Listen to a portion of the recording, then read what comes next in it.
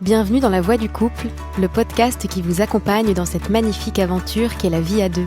Nous sommes Anna et Johan, deux humains qui avons fait le choix de partager un chemin commun avec ses joies et ses défis du quotidien. Pour nous, le couple est un espace fascinant qui invite à l'introspection et offre des possibilités d'épanouissement sans limite. Parce que vivre, c'est apprendre à toujours mieux aimer, nous avons à cœur de vous partager les épreuves et les enseignements que nous tirons régulièrement de notre expérience du couple, pour grandir ensemble. Alors que vous soyez ou non en couple, passionné de relations humaines ou amoureux de l'amour, ce podcast est fait pour vous. Cheminons ensemble sur la voie du couple. Bonjour à tous. Bonjour. Bienvenue dans cette deuxième partie du coup de notre foire aux questions. Ouais. Sur nous, sur notre couple, pour apprendre à mieux nous connaître. Ouais. On vous a sorti la première partie la semaine dernière, pour ceux qui veulent aller l'écouter. Exactement. On vous y invite. Et là, on fait la suite et fin de cette foire aux questions. Alors, la question d'après... Est-ce que vous pensez que l'amour inconditionnel existe vraiment ? Alors moi, je dirais oui et non. Parce que amour inconditionnel aussi, ça voudrait dire qu'il faut tout accepter de l'autre, tu vois. Mais en même temps, dans amour inconditionnel, il y a ce truc rassurant de savoir que l'autre nous aime malgré ce qu'on peut faire, dire, être. Et du coup, c'est quand même assez agréable. Ouais. Donc inconditionnel, je sais pas. En fait, moi, je dirais qu'on est tous humains et qu'il y a forcément des moments où il y a des choses chez l'autre qui vont nous faire réagir, qu'on va pas accepter parce que ça nous ramène à nos propres blessures et tout ça. Mais l'important, donc je dirais que amour inconditionnel dans l'absolu tout le temps H24, je dirais que seul un saint en est capable et encore. Mais par contre, je pense que oui, il est possible qu'il y ait suffisamment d'actes d'amour inconditionnel. Ok, je vois. Pour que la relation puisse être stable et de long terme et fructueuse. Et ça veut pas dire que, en fait, moi, je crois pas tellement qu'il y ait d'amour avec un grand A dans l'absolu. Je pense qu'il y a que des actes d'amour, il y a que des preuves d'amour. Et donc, du coup, en fait, au final, la balance, c'est est-ce qu'il y a assez de preuves d'amour, assez d'actes qui te montrent que en fait tu acceptes la personne comme elle est en face de toi, même si parfois on n'est pas parfait et qu'il y a des actes qui disent l'inverse. Mais est-ce qu'il y a assez d'actes qui rayonnent cet amour-là pour que la relation soit stable? En fait, pour moi, ça tient à ça. S'il y a assez de petits actes d'amour inconditionnel, ça va marcher. Même s'il y a des moments où on n'est pas capable, et c'est ok, en fait, c'est normal, tu vois. Mais le problème, c'est quand ça prend tout le dessus. Quand la non-acceptation de l'autre et que c'est justement que les reproches deviennent plus importants dans le ratio que les émotions positives d'accueillir et d'accepter l'autre comme il est, là pour le coup ça foire et c'est là qu'il y a un truc à interroger. Ouais. Ok. Voilà, je dirais ça. Ok. La question suivante, c'est posez-vous des limites dans votre couple et si oui, quelles sont-elles ? Oui, on a quand même pas mal de limites, je dirais, mais c'est pas des trucs hardcore. Je dirais que le premier c'est la monogamie. Ouais, carrément. On n'est pas dans un couple libre. Non, ça c'est clairement un truc qu'on a fixé. Le partage des tâches ménagères aussi, très important. Ouais. Mais c'est vrai que ça, moi j'ai pas tellement de mal à... Non, j'ai toujours ça été, va. J'aime bien faire la cuisine, j'aime bien ranger les faire la vaisselle, t'aimes bien voir... Ça va, t'es pas maniaque, mais t'aimes bien quand même que ton espace il soit propre. Non, moi j'ai jamais été pour ce truc que les femmes font tout à la maison, je suis pas du tout dans ce mood-là. Ouais. Tant mieux, parce que ça m'aurait pas plu. De pas être séparés trop longtemps. C'est-à-dire, si on a des projets où on veut partir 6 mois, ouais, c'est ça. Il faut en parler à l'autre. Mais ça, pour le coup, ça va de soi, parce qu'on est tous les deux assez casaniers et assez proches l'un de l'autre. On a besoin du contact de l'autre, et du coup, ça ne viendrait pas à l'idée de Tu vois, mais ça me dérangerait pas que tu partes 2-3 semaines avec tes potes en été. Ça me dérangerait pas du tout. Mais tu sais, un truc 6 mois à distance, là, j'envisage pas. Non. Moi non plus. Ensuite, le respect de certaines traditions familiales, etc. On s'est mis un devoir, ça c'est plus pour moi, un devoir de communiquer quand il y a quelque chose qui va pas. Et même quand il y a quelque chose qui va. Ça, c'est un truc que je me suis toujours imposé dans notre relation, pour le coup, genre de te dire quand il y a un truc qui va pas. Parce que moi, j'ai plus tendance à pas trop dire quand ça va pas, et du coup, après, j'explose. Bref, pas le truc à faire. Évidemment, le respect, quand même, c'est un peu la base. Aussi, un autre truc qu'on supporte pas, c'est il faut pas que l'autre parle mal de il faut pas que l'autre parle mal de moi en public. Faut ouais, pas que tu parles le truc mal de moi en laver public. son linge sale en public, moi c'est vrai que Ça, c'est un truc moi je supporte pas ça en fait. Ouais. Et puis même quand les autres le font, ça me met terriblement mal à l'aise. C'est très malaisant quand on a des gens autour qui lavent leur linge en public. Ouais. Ouais, c'est fatigant. Et en plus, ça crée, tu vois, ça met les autres dans une position où ils sont obligés de. Tu sais, c'est comme si la volonté derrière, quand on lave son linge sale en public comme ça et qu'on s'embrouille ouvertement en faisant des reproches à l'autre alors qu'il y a d'autres gens là, c'est qu'on prend les gens à partie et qu'on a besoin de leur regard pour justifier le reproche qu'on est en train de faire à l'autre. Mais sauf que les autres n'ont rien à faire dans cette histoire. C'est entre toi et la personne. Donc pourquoi est-ce que tu vois, moi je trouve qu'il y a quelque chose de malaisant et qui en plus est assez toxique pour la relation dans le fait de faire ça. Et d'ailleurs, très souvent, les couples qui font ça, on se rend compte qu'après, ils se séparent ou c'est des couples qui vont pas bien. Ouais. Ça, c'est vraiment un truc que j'ai observé. Les couples qui fonctionnent plutôt bien, c'est des couples dans lesquels on se permet pas de faire des choses comme ça en public. Alors évidemment, il faut pouvoir exprimer des choses, mais c'est plus quand on commence à exprimer des choses qui sont de l'ordre des 4 cavaliers de l'Apocalypse dont on parlait dans l'épisode sur la séparation, qui sont des reproches, le mépris, l'attitude défensive, des choses qui sont intenses émotionnellement dans le négatif en public. Non, c'est pas possible ça. Pour moi, c'est un vrai red flag et il faut faire attention à ça. J'accepte pas. Ah ouais, non, faut ça faire c'est attention pas à ça, possible du tout. Ouais. Ça va aussi avec ce truc de pudeur. Hein. Je pense qu'on est assez pudique globalement. C'est clair. Et aussi, peut-être les limites. Par exemple, si tu sors tard, j'aime bien que tu m'envoies un petit message. Ouais, voilà, juste pour que je puisse m'endormir tranquillement. C'est un peu des trucs de base, mais globalement, après, ce qu'on a le droit de faire, moi, ça me dérange pas du tout. Par exemple, que tu parles de nos problèmes de couple. Là, on le fait dans le podcast, mais, mais façon, si t'en parles à tes potes. Trop tard, it's too late. Tu vois, si t'en parles un jour à un pote qui se confie et toi, tu lui dis, mais t'inquiète pas, mec, moi, c'est pareil. Attends, mais moi, je te jure. Ce serait dingue d'empêcher la personne de faire ça. Il y a des couples qui veulent pas qu'on raconte les histoires aux amis. Ok, bon. Moi, ça me dérange c'est pas la trop. relation que j'ai avec mes amis, parce que du coup, moi, j'aime bien me confier à eux. Mais après, bon, et ça va. C'est tous les pas, goûts sont dans la nature, hein, mais ça me paraît. Parce juste avant, on disait laver son linge sale en public. Là, c'est pas du tout la même chose. Non, c'est dans un cadre intime. Et t'es juste avec la personne. Moi, je suis pas là. Tu discutes un peu de trucs pour avoir leur avis un peu plus objectif, etc. Ouais.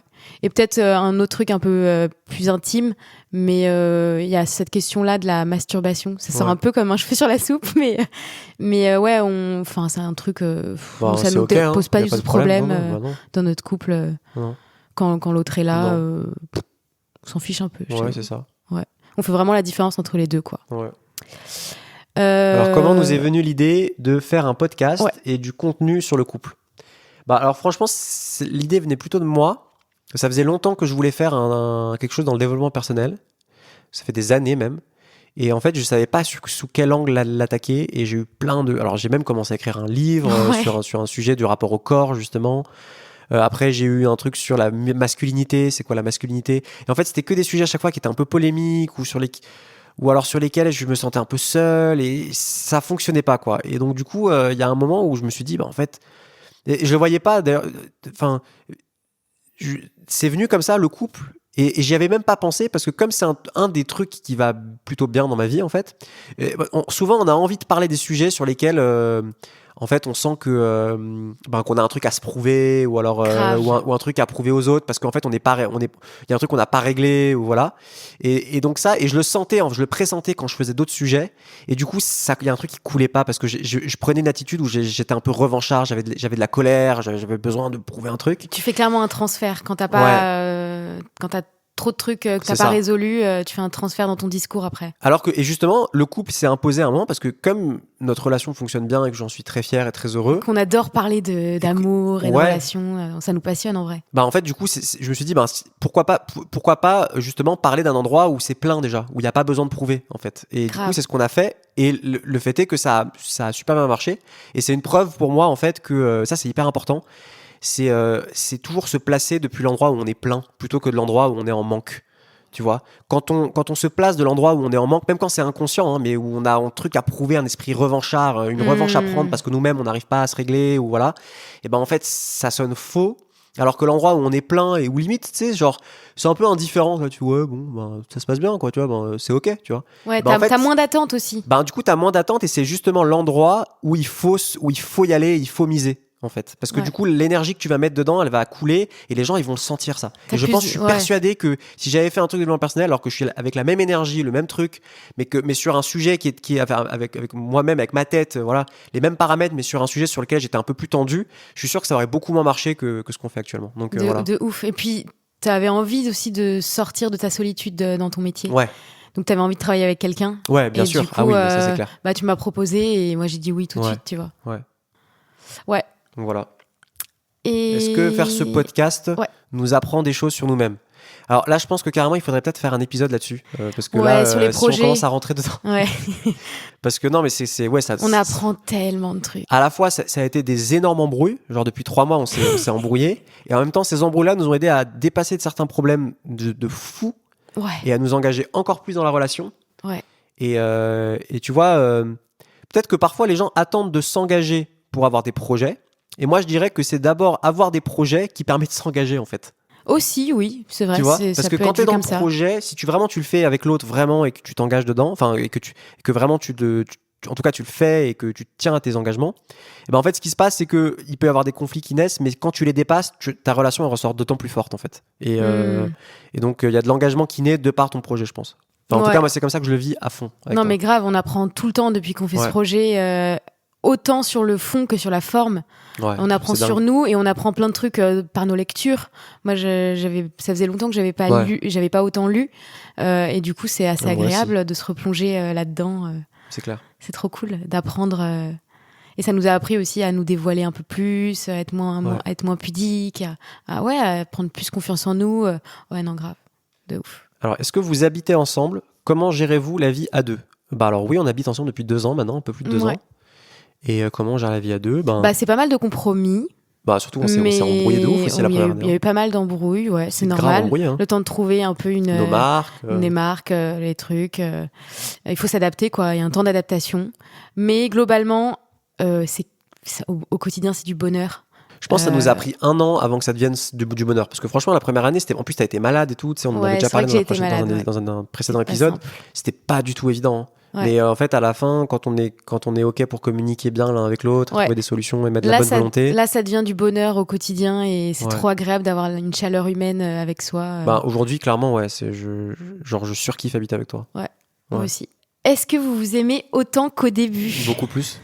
Ouais, c'est pas le même amour en fait, je trouve. Moi, je dirais carrément que mon amour pour toi ne cesse de grandir jour après jour. Et c'est pas exponentiel. C'est pas rhétorique, hein, c'est vrai. Hein. Genre, c'est vrai.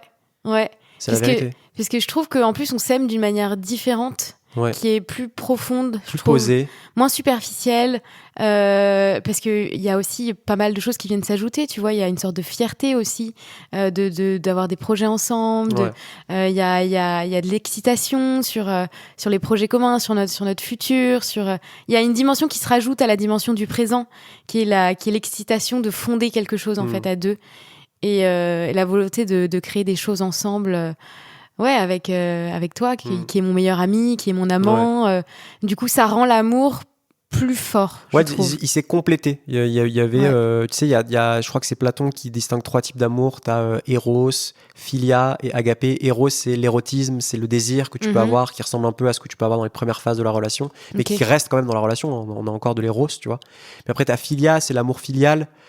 Qui est un amour presque de frère et de sœur. D'ailleurs, j'aime souvent dire, on se dit souvent, moi je dis souvent, ma sœur. C'est le moment un peu cringe. Ouais, ma sœur, mon épouse, mais c'est parce que je le sens. C'est vraiment vrai. Je te considère comme ma sœur aussi, tu vois. Et voilà.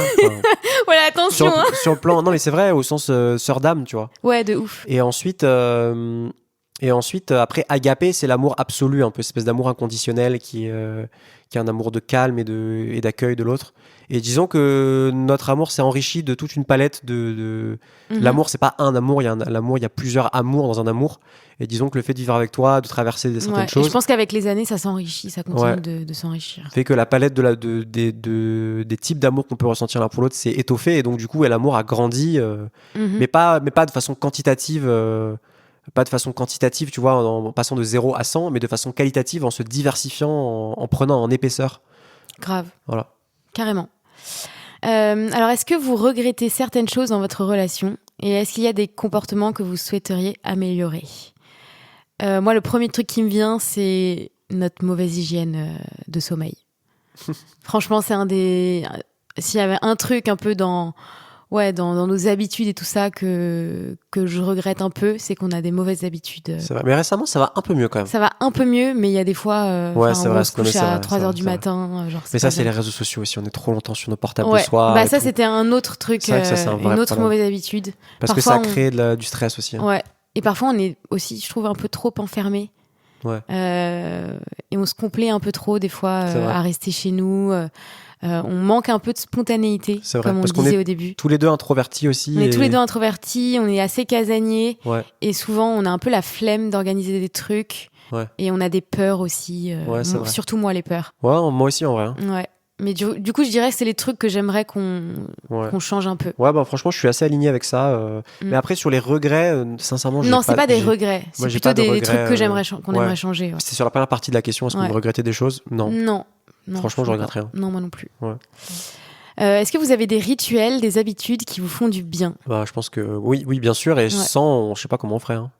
Ouais, grave. C'est important. Oui, bah, on aime bien se faire des massages. Ouais, on appelle ça des soins. On appelle ça des soins. C'est un petit langage codé. Est-ce que tu peux me faire un soin ? Ça veut dire des moments je suis un peu fatiguée. Érotiques ou pas d'ailleurs, mais en tout cas de connexion, tu vois, corporelle. Ouais. Ça peut être des massages, des caresses, des papouilles. Vous savez, la grosse... Ouais, le truc sur la tête, le là, truc comme sur ça. la tête qui fait trop du bien. Moi, je suis trop fan de ça. Oui, ça va être s'écouter des petits ASMR, s'écouter... les trucs qu'on fait ensemble, c'est aussi faire de la méditation, mater des séries, faire des petites séances de méditation ensemble. Des documentaires Arte, on adore. Ouais. Puis je dirais surtout des grosses séances de câlins quotidiennes qui sont essentielles pour nous, qui sont un peu la base un peu de ciment du couple. Pour moi, je dis le câlin est le ciment de notre couple. Ouais, c'est vrai. Ouais. Vraiment. Il faut un minimum syndical de câlins, sinon on n'est pas bien. Genre, je dis bien câlin et sans sous-entendu. Hein, parce que, juste, genre, on se prend dans les bras. Je sais que c'est important aussi et tout, mais là, je parle vraiment juste de câlin, de moment de connexion, de toucher de l'un avec l'autre. Genre, ça, c'est vraiment, pour moi, c'est un peu enfin, pour moi, hein, encore une fois, mais c'est vraiment la base, quoi. Genre, s'il n'y avait pas ce truc-là, d'ailleurs, quand on se fait moins de câlins, par des phases où, genre, on bosse un peu trop et tout, on sent qu'on se déconnecte un peu. Mais tellement. Du coup, là, la connexion intellectuelle, mentale, de désir, un peu comme ça, il est complètement connecté, en fait, à la connexion qu'on a physiquement avec la personne. Ouais. Et encore une fois, je parle pas de sexualité. Le côté physique, c'est vraiment juste le toucher, la proximité, sentir la chaleur de la personne. Genre, c'est vraiment essentiel. Genre, je pense que c'est vraiment essentiel. C'est le ciment de notre couple, je le répète. Ouais, pour nous en tout cas, ouais. La question d'après, c'est est-ce que vous faites tout ensemble ? En vrai, au quotidien, où j'ai envie de répondre non, mais ce serait un peu mentir parce que on a des métiers où on est pas mal casanier. Moi, je suis à mi-temps dentiste, donc la moitié de la semaine, je suis à la maison, quoi. Et toi, t'es tout le temps à la maison parce que le studio de musique, il est chez nous.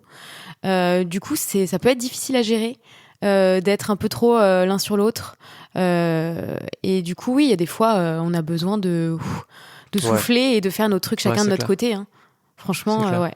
Mais c'est vrai qu'on est quand même, on est un couple où on a quand même besoin d'être beaucoup ensemble. Il y a des couples qui sont plus indépendants que nous. Je pense qu'on a aussi un truc lié à notre éducation ou à plusieurs aspects qui font que je trouve qu'on est quand même plutôt fusionnel entre guillemets, au sens où on a besoin d'être beaucoup ensemble. Mais après, ça ne nous empêche pas de faire des choses séparément. Par exemple, moi, j'ai aucun point. Tu dis fusionnel, mais quand je dis fusionnel, c'est vraiment pas sur le plan émotionnel, c'est plus sur le plan d'avoir besoin d'être vraiment ensemble. Tu vois, le fait de faire énormément de câlins, des choses comme ça. Oui, c'est-à-dire qu'on a besoin tu vois, d'être dans des moments de paix et d'unité plutôt que fusion. Je dirais plutôt unité. Plutôt unité, parce que fusion, il y a un truc où c'est je te laisse pas partir, ou non, c'est vrai. Je souffre quand tu pars quelques jours. Non, il y a pas du tout ça. Non, il y a pas ça, Moi, presque quand tu pars un peu, ça me fait du bien, quoi, de me retrouver seule avec moi-même. Je peux faire ce que je veux. Franchement, je kiffe mes moments seuls aussi, tu vois. Donc je dirais plutôt ça. Mais ouais. La question suivante, c'est comment exprimez-vous votre affection pour l'autre au quotidien ? En gros, c'est quoi votre langage de l'amour ? On va faire un épisode là-dessus aussi, parce qu'il y a énormément de trucs à dire. Je dirais, tout d'abord, ça passe par le corps, on l'a dit. Disait tout à l'heure, donc les caresses, les câlins, les bisous, les regards, les sourires. Ça passe par les actes.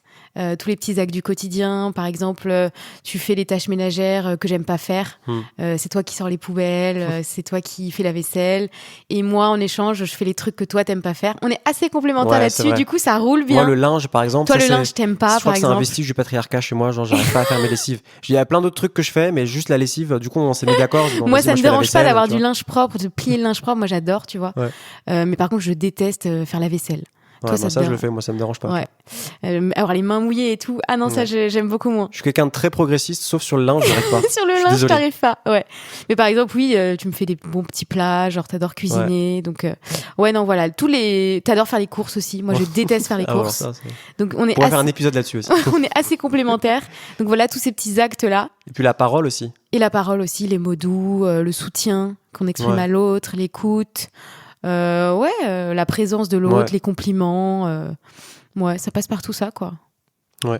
Alors ensuite, est-ce que vous êtes satisfait dans votre vie intime ? Globalement, je dirais oui. Moi, je dirais oui aussi. Hein. Ouais, mais clairement. Ça n'a pas toujours été le cas. Non. Ça n'a pas toujours été le cas parce que moi, je suis quelqu'un d'assez pudique, comme je l'ai dit, et j'ai du mal à oser te demander, par exemple, quand j'ai envie d'avoir des rapports avec toi. Je vais être assez dans la pudeur et je vais attendre que c'est toi qui devines que j'ai envie. Enfin, c'est pas clair, quoi. Ouais, mais en vrai, moi, je suis pas non plus l'inverse de ça. Hein. Toi, t'es pas l'inverse, mais quand même. Ouais. Je dirais que toi, c'est plutôt l'inverse, quand même. T'as pas trop du mal à dire quand t'as envie. C'est plus quand t'as pas envie. Des fois, t'oses pas me dire par culpabilité. C'est vrai. Tu vois. C'est vrai. Des fois, tu culpabilises d'avoir une baisse de libido, par exemple. Mais je pense que ça, on apprend à les gérer de plus en plus par une bonne communication. Parce que je me suis vraiment livré à toi sur ces trucs-là. Alors que c'était un peu tabou, mais on l'a fait. Et le fait de le faire, et en plus de le refaire et de se relivrer et tout ça, ça a rendu banal le fait juste de dire, en fait, non, j'ai pas envie, ou alors j'ai envie. Ou... Ouais. Et donc, aujourd'hui, moi, je dirais que je suis très satisfait. Ouais, moi aussi. Ouais. Alors, la question suivante, c'est comment gérez-vous la peur de la vulnérabilité. Justement, ça vient de ce qu'on disait juste avant. C'est franchement, on va répondre rapidement à ce truc-là. C'est justement plonger. Tu vois, on venait de dire ça sur le fait de dire les choses même quand c'est tabou et qu'on n'ose pas dire. Par exemple, en ce moment, je me sens un peu insatisfait. J'aimerais qu'on fasse plus des trucs comme ça. Ou alors parfois dire voilà, j'ai vraiment pas envie du tout. Je suis dans une baisse de libido et j'ai besoin de te le dire pour pouvoir l'accepter vraiment et arrêter de ressentir cette culpabilité. Et tu vois, ça c'est vraiment des trucs. Dire ça à l'autre, ça fait très peur. Et genre franchement, moi le premier, parfois j'ai pu m'enfermer dans un silence qui faisait que je n'osais pas dire ces choses-là. Et en fait, juste à un moment, comment on gère cette peur ? On la gère pas, on la traverse. C'est-à-dire, on le dit, on plonge, même si c'est maladroit, même si, en fait, au final, si la personne t'aime vraiment, toi, c'est le cas, ça a été reçu. Et plus c'est reçu, plus on traverse la peur. Plus on est reçu dans le fait de traverser cette peur et d'être accueilli par l'autre. Et plus cette peur se dissipe, en fait, parce qu'il n'y a plus de raison d'avoir peur. Donc, oui, comment on gère cette peur ? On la gère pas, on plonge dedans. Ouais, c'est radical. Voilà. C'est aussi simple que ça. Ouais. Après, attention, quitte à s'exposer au rejet de l'autre, et dans ce cas-là, ça veut dire que en fait, l'autre, s'il te rejette, mais c'est dommage, mais ça veut dire que c'est peut-être pas forcément la personne avec qui tu devrais mettre tous ces efforts-là, en fait, tu vois. Ouais. Parce que si la personne n'est pas capable de t'accueillir, surtout dans des choses aussi essentielles que la sexualité ou que vraiment les besoins profonds ou des choses comme ça, là, vous avez rien à faire ensemble, quoi. Ouais. Tu vois. Mm-hmm. Ouais. Alors, est-ce que vous êtes jaloux ou possessif ? Non, pas du tout, franchement. Pas du tout. Genre, vraiment pas. Genre, ça me dérange pas du tout que tu parles avec des meufs en soirée ou... Enfin, il y a des limites, tu vois, évidemment. Ouais, bien sûr. Mais que tu discutes avec des meufs ou... non, alors plus, vraiment, ça me dérange pas du tout. Vraiment, que t'aimes des potes meufs aussi, ça me dérange pas. Moi, franchement, je te fais assez confiance pour m'en foutre complètement, quoi. Pareil. Je te fais assez confiance. Ouais. Et en plus, des fois, c'est des meufs trop cool, donc trop bien. Après, on devient potes et tout. Donc, franchement, non, et pas du tout. Avez-vous déjà été dans les reproches ? Bah oui, comme tout le monde. Bien sûr qu'on a déjà été dans les reproches. Et puis, Puis, encore une fois, c'est un truc dont on parlait dans l'épisode sur la séparation. C'est ok de s'engueuler, hein, parfois de se crier dessus. Se crier dessus, même parfois quand on est humain, on a nos faiblesses, c'est comme ça. Le problème, je pense, c'est plus quand ça devient chronique, en fait. Quand ça devient... quand c'est tout le temps là. Ouais. Et en fait, je pense que le truc avec le reproche, c'est que paradoxalement, je pense qu'on s'enferme aussi dans les situations dans lesquelles on lutte. Et quand on reproche quelque chose à quelqu'un de façon chronique et de façon un peu avec une rancœur qui s'accumule, c'est qu'on résiste contre contre ce qui est en train d'arriver, contre ce qu'on perçoit comme un défaut chez l'autre. Et en fait, cette résistance-là, loin de régler le problème, elle ne fait que l'aggraver. Et il y a ce truc très paradoxal qui est que pour résoudre un problème comme celui-ci, en fait, il n'y a pas d'autre solution que d'abord accepter la situation complètement. Et ça va aider justement, une fois qu'on a accepté cette situation-là, ça implique aussi d'accepter, par exemple, le fait que la peur que l'autre ne change jamais et qu'on se sépare, par exemple. Tu vois, c'est souvent ça qu'il y a derrière, c'est qu'on n'ose pas dire à la personne, du coup on accumule la rancœur parce qu'en fait, au fond, on a peur de se séparer de la personne.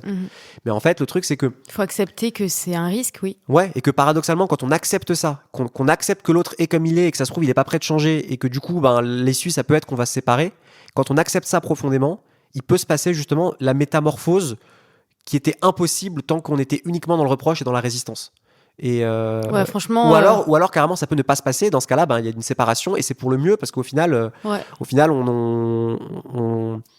c'est notre chemin de vie et c'est bien. Mais le reproche chronique, c'est terrible. En général, parce ça que fait l'effet inverse de ce qu'on veut. Hein. Ça crée l'effet inverse de ce qui est voulu à la base. On ne résout pas les problèmes par la résistance au problème. Non, parce que l'autre, il se braque. Tu vois, c'est pas agréable de recevoir des reproches. T'as pas du tout envie d'évoluer, de faire évoluer qui tu es. On dit pas de changer, hein, mais t'as au moins de faire un effort d'évoluer, tu vois, de grandir quand l'autre te fait des reproches. T'as envie de faire l'inverse, en fait. Exactement. Donc c'est contre-productif. Ouais, c'est complètement contre-productif. Mais ça n'empêche pas que de temps en temps, oui, dans des disputes, il y a forcément des reproches, c'est humain. Voilà. Ouais. C'est d'abord l'acceptation de la situation. C'est ce qui est très important. Et c'est pas pour autant l'acceptation de certaines choses qui sont inacceptables de la part de l'autre, parce que parfois il y a des choses qui sont inacceptables. Mais c'est plus accepter que l'autre ne changera. Enfin, en tout cas, accepter la situation telle qu'elle est, accepter le blocage tel qu'il est, et aussi la potentialité que l'autre ne puisse ne jamais changer. Ouais. Tu vois ? Et ça, je pense que c'est absolument essentiel. Et tant qu'il n'y a pas cette acceptation-là, on se condamne à un blocage. Alors, la question suivante, c'est quelles sont les valeurs / les aspirations les plus importantes pour vous ? Et avez-vous les mêmes ? Je dirais que globalement, oui. On a à peu près les mêmes aspirations. Ouais, je dirais que c'est pas les valeurs ou les aspirations en elles-mêmes qui comptent pour nous, c'est plutôt le fait d'être aligné avec. Ouais. Tu vois ? Genre... toi, ce qui t'énerve, par exemple, c'est quand je parle de musique, par exemple, parce que c'est ma passion et j'ai des grandes aspirations dans la musique. J'aimerais bien que ça marche, tu vois. Mais quand à côté, je fais rien pour, que je suis allongée, affalée sur le canapé, je suis pas alignée, en fait, avec cette aspiration. Et du coup, le plus important, je dirais, c'est d'être aligné avec nos aspirations. C'est vrai. Sinon, ça sert à rien. C'est vrai. Ça sert à rien d'en avoir. Moi, je n'ai pas tellement d'avis sur cette question parce que c'est vrai que c'est pas si, enfin, si en fait on a des aspirations mais qui sont assez similaires au sens où on a envie d'une vie de famille, on a envie de ce cadre-là. En fait, c'est le plus important, je dirais. Le reste. Ouais. Après, professionnellement, on a aussi envie de faire des métiers qui ont du sens pour nous, de transmettre des choses aux gens. Oui, c'est ça. Ça revient au fait d'être aligné quand même. Ouais, mais je veux dire. Trouver du sens à ce qu'on fait. Ouais. Voilà. En tout cas, oui, voilà. Mais ça, on partage. C'est pas tellement un problème. On se pose pas ça. Enfin, c'est pas. Ouais. Est-ce que vous vous soutenez dans vos projets / passions ? Ben oui, du coup, carrément. Carrément. Oui. On est très présents l'un pour l'autre là-dedans, que ce soit pour le podcast. On se motive. Ouais, on se motive. On a des manières de travailler et des visions qui sont ultra complémentaires. C'est vrai. Donc ça, c'est assez cool. Ouais. Quand toi, t'es dans un excès de perfectionnisme, par exemple, toi, tu vas être moi, je vais être là, ok, là, ça suffit. C'est très bien, on arrête là et je vais te couper un peu dans ce truc qui pourrait être un petit peu trop intense, tu vois. Et ça nous permet d'avancer aussi. Et toi, inversement, quand moi je suis un peu trop laxiste, toi t'es là pour me rappeler à la rigueur et à faire les choses bien. Et du coup, c'est ultra complémentaire. Ouais. Alors, comment équilibrez-vous votre temps entre vie perso et carrière professionnelle ? Ça, c'est une grande question aussi. C'est pas évident en vrai. Qui est pas évidente pour nous et qu'on est en train de solutionner en ce moment. Donc, on vous fera peut-être un épisode pour en parler de façon plus profonde. Parce que c'est pas du tout évident, surtout quand on est comme nous, indépendant. On a la chance d'être indépendant, mais du coup la frontière entre la vie perso et la vie pro, elle est très ténue. Ouais. Et donc c'est pas évident à gérer. Ouais, voilà. Mais c'est un sujet qui est tellement vaste que je dirais juste qu'on est on est en chantier sur cette question-là. On est en chantier, on y travaille, donc, voilà, à essayer de séparer un peu les deux et à pas trop se laisser embarquer dans les vies pro et à oublier le perso, quoi. La question d'après, c'est quelles sont vos plus grandes peurs et comment les surmontez-vous ? Moi, je dirais la peur de manquer. Ouais. Ça, c'est le truc numéro 1. Et ensuite, peut-être la peur de l'exil lié à mon passé familial, la peur d'être déraciné, tu vois, de devoir partir du pays ou de pas partir de l'endroit où je suis, où il y a vraiment j'avais un besoin d'attache très fort. Et pour ce qui est de la peur de manquer, qui est un peu connectée à ça aussi, comment je la gère? Tout simplement, plus je fais des projets qui ont du sens pour moi, plus tu te sens comblé. Plus je suis dans mon abondance et donc du coup, moins je pense à l'argent et au manque. Même si c'est pas évident tous les jours, il y a des périodes de régression et tout ça, mais disons que je suis sur mon chemin à ce niveau en faisant des choses qui me plaisent de plus en plus. Voilà. Moi, quelles sont mes plus grandes peurs?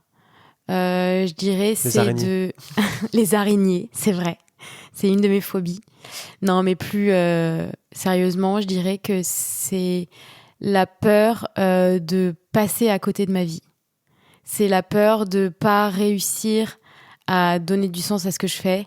C'est la peur de pas aller au bout de mes projets et de ce que j'ai vraiment envie de faire et d'abandonner avant. C'est la peur de pas donner mon plein potentiel au monde par flemme ou par fatigue ou parce que mon corps ne me le permet pas.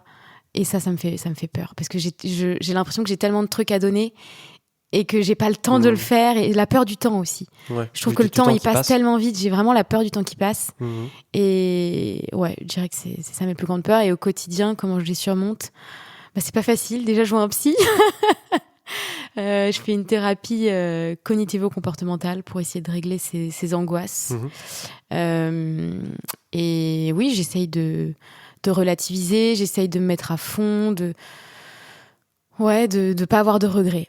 De dire oui quand j'ai envie de dire non, parce que j'ai tout le temps envie de dire non en vrai, mais j'essaye de dire oui. Intéressant. De m'ouvrir à plus d'opportunités, d'envoyer des petites bouteilles à la mer, et au moins d'essayer, quoi. Mais tu vois, pour pas avoir de regrets, encore une fois. C'est marrant, c'est pas marrant, mais comment les peurs des autres nous paraissent toujours un peu... en fait, il y a un truc de... À la fois, tu comprends, et en même temps, quand t'as pas cette peur, tu sais pas ce que c'est de la vivre. Parce que moi, par exemple, la peur dont tu parles, là, la peur de... C'est un peu une FOMO, tu vois. Ouais. Je l'ai pas du tout, moi. Toi, tu l'as pas du tout. Non, je l'ai pas du tout. Et tu vois, et inversement, des gens qui ont pas du tout la peur de manquer, tu sais, qui sont dans leur abondance et qui sont en mode, de toute façon, pas de problème, pourquoi penser à demain, aujourd'hui, c'est tout roule. Et tu sais, qui peuvent ne pas me comprendre du tout. Non, moi, dans une espèce de peur, panique, de plus avoir assez, Et on se rend compte que face à nos peurs, on est seul en fait. On est seul face à nos peurs, et ça nous aide aussi peut-être à avoir plus d'empathie pour les gens, quelle que soit leur peur, même si elle nous paraît ridicule entre guillemets. Mais en fait la peur, c'est pas rationnel. Donc du coup, il faut respecter les gens dans leur peur, quoi, parce que c'est jamais évident, et ça vient souvent de traumas en fait, d'endroits où on a de blessures profondes qui remontent souvent à l'enfance, parfois transgénérationnelles. Et donc il faut avoir un respect profond pour ça en fait. Et il faut en parler du coup à votre partenaire. Et en parler du coup, parce que comme ça, ça va libérer des situations sur des conflits interminables. C'est clair. Si vous parlez pas des peurs qu'il y a derrière, vous pouvez pas avancer. Ouais, si on fait semblant, non mais moi j'ai pas peur en fait, tu vois. Mais ça en fait, c'est pour ça quand je dis respecter sa peur, c'est aussi l'assumer en fait, tu vois, ne pas être soit dans le déni, ou alors parfois aussi d'en parler tellement qu'en fait on l'a brandi comme une espèce d'identité malheureuse. Et ça peut être aussi une autre tendance par rapport à la peur. Et en fait, je pense que le juste truc, c'est juste de l'assumer et de se respecter là-dedans. C'est-à-dire, j'ai le droit d'avoir peur, et c'est une limite que j'ai parce que je suis humain, et c'est ok. Et de donc, faire quand même un travail. Et donc quand tu l'acceptes pour toi, du coup, tu l'acceptes, tu le dis aux autres de façon plus ouverte, et donc tu te complais pas dedans aussi, tout simplement, parce que voilà, et aussi tu travailles dessus pour la dépasser petit à petit, mais en respectant en fait finalement tes limites et le temps long que ça peut prendre. Voilà. Ouais. On arrive à l'avant-dernière question déjà. Dans les moments difficiles, comment souhaitez-vous recevoir le soutien de l'autre ? Pour moi, on a déjà répondu à cette question à travers la question des langages, un peu de l'amour. Ouais. C'est ça en fait. Ouais, mais peut-être un peu différent. Moi, je sais que j'adore quand tu me donnes, quand tu m'écoutes et que tu me fais des câlins, quand ça va pas, évidemment, mais aussi quand tu me donnes des conseils concrets. Ah oui. Tu vois, j'adore quand tu me dis, tu vois, là, je t'expose une situation, ça va pas, et toi, t'es là et tu me donnes des conseils. Alors ça, c'est Toi, t'aimes pas quand moi je te donne des conseils, non, parce que toi, tu veux juste être écouté. C'est que moi, ça me vient dans mon syndrome du sauveur. J'aime bien résoudre les problèmes pour les autres, donc du coup ça tombe pas très bien que tu kiffes ça, parce que moi j'aime bien en vrai j'essaie de le faire, mais maintenant de plus en plus je te laisse mais attends, tu me donnes pas les réponses, mais t'essayes de me faire poser les bonnes questions. Ouais, Oui, c'est vrai. Mais bon, Tu me donnes jamais les réponses. C'est vrai. Et d'ailleurs, je veux pas que tu me donnes les parfois, réponses. je t'ai donné les réponses quand même. C'est plus récent franchement, parfois. Oui, c'est plus récent. Mais ouais. Mais toi, par exemple, je sais moi, que t'as juste besoin qu'on t'écoute, quoi. Mais tu vois, c'est aussi ça, c'est un des signes que j'ai le syndrome du sauveur. C'est que j'aime bien donner des réponses aux gens. D'ailleurs, c'est pour ça qu'on fait ce podcast, parce que voilà. Mais quand on m'en donne à moi, je suis un peu plus réticent. Je suis en mode, ouais, mais non, laisse-moi tout seul, tu vois. Ouais, c'est vrai. Laisse-moi dans mon coin et tout. Tu dis là, j'ai juste envie de câlin et c'est tout. Je veux juste que tu sois là, mais je veux pas que tu essayes de trouver la solution, quoi. Et je pense que, tu vois, on parlait de vulnérabilité, mais ça, je pense que c'est un point de progression que je peux avoir, ça, c'est d'accepter d'être plus aidé par les gens. Ouais. Là où, ouais. Bah oui. Pour équilibrer l'énergie où moi j'aide, ouais. que moi je me fasse plus aider. Ouais, que tu acceptes de recevoir aussi. Ouais, voilà. Ouais. Et dernière question, que pensent vos familles de votre relation ? Comment vous entendez-vous avec votre belle famille ? Et est-ce que la famille est importante pour vous ? Bah ouais, franchement. Ouais. Comment vous vous entendez que pense notre famille de la relation ? Franchement, ça se passe très bien à ce niveau. Franchement, ça se passe hyper bien. Moi, je kiffe ta famille. Moi, je kiffe ta famille aussi. Ils sont tous ouais, pour trop ça, c'est vrai sympas. qu'on a un peu de chance. On n'a pas on n'a pas le syndrome du beau-père ou de la belle-mère chiante. Non, pas du tout. Franchement, on s'entend vraiment bien. Franchement, ouais. Et je dis pas ça par fausse complaisance, vraiment. Et moi, j'adore tes parents parce qu'à chaque fois que je vais les voir, ils sont là. Mais merci, Anna. Merci d'avoir choisi Johan. Vraiment, on pensait pas qu'il tomberait sur quelqu'un comme toi et tout ça, mais merci à toi. Ils ont de la gratitude pour moi. N'importe quoi. C'est hyper drôle. Du coup, je suis là, mais merci à vous pour votre fils. Non, ils sont là, non, merci à toi d'être avec lui, quoi. C'est ultra drôle. Ouais. Et du coup, on s'entend très bien avec eux. On s'entend très bien. Je pense qu'on passe aussi parfois pour un peu des ovnis sur certains points. Ouais, parce qu'on peut avoir ce côté un peu spirituel, ésotérique et tout. Ouais, puis toi, t'as des dreads et tout, donc... N'importe quoi. Mais oui, mais à part ça, ils nous aiment, quoi. Et on ressent l'amour. Ouais, on a pour le coup, on a de la chance. Ouais, on a de la chance, c'est ça. On a de la chance. Et tant mieux, parce qu'en vrai, la famille, c'est quand même important pour nous deux. On est assez proches de nos familles. Ouais. Je pense qu'on peut conclure là-dessus. Voilà. Hein. Ouais. C'était cool, en tout cas, de faire cet épisode. Ouais. C'était un peu plus léger. C'est plus léger, ouais. Mais je pense qu'il faudrait qu'on fasse ça peut-être plus souvent parce que c'est bien aussi d'alterner entre des trucs un peu plus... Ouais, ça permet de varier un peu le contenu. Ouais. Vous nous direz ce que vous en avez pensé. Mais a priori, vous étiez chaud pour l'épisode, donc voilà.